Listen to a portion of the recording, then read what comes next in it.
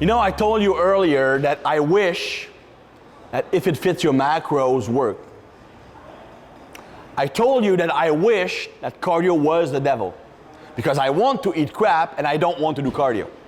Well, I wish that those Frankenstein foods like protein bars, like protein ice cream and all that stuff was good for you or was as good as they claim it is, but it isn't.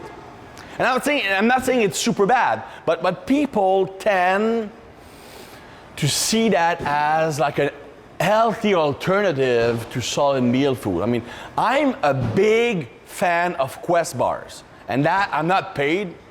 In fact, I'm paid by many other companies besides them, so I shouldn't tell that, I guess. But I think that protein bars are convenient when you're traveling, but I'm not kidding myself into thinking they are actually a good replacement for foods. Because yeah, okay, they contain protein, big deal. I'm eating a dozen donuts, I'm having a protein shake, protein donuts. Doesn't work like that. Just because you have protein with something doesn't make it healthy, right? You know what, there's plenty of stuff in there that might not be good for you. For example, well, it's not as bad as it was, but many of these like low net carbs food, like a ton of like sugar alcohols, right? Maltitol, xylitol, stuff like that, which taste like sugar, but it's not sugar. But technically, it has to be registered as a carb because it's not a protein, it's not a fat, it has to be something. So they say it's a carb.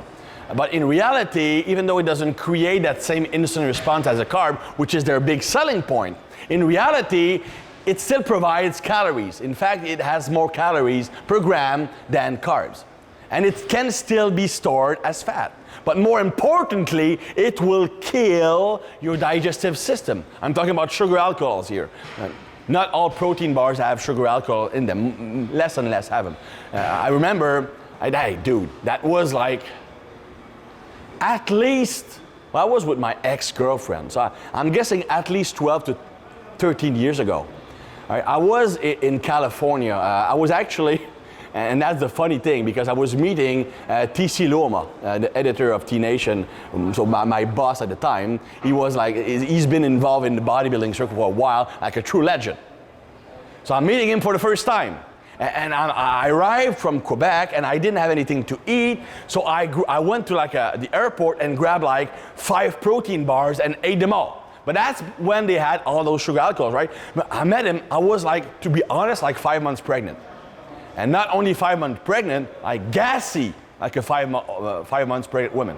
And I'm meeting this guy, I'm farting all over the place, right? It's disgusting.